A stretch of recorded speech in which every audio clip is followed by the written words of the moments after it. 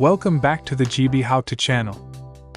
In this video, I will show you how to optimize battery usage for each app on your Android phone. Don't skip the video so you don't miss any important steps. First, long press on the app icon.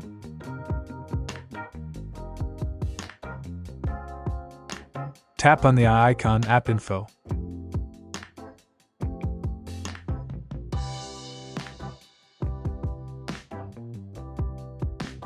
Select Battery.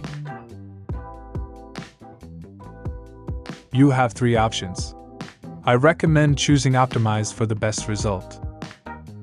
Unrestricted allows the app to run freely in the background, so you won't have to reload it, but it uses more battery.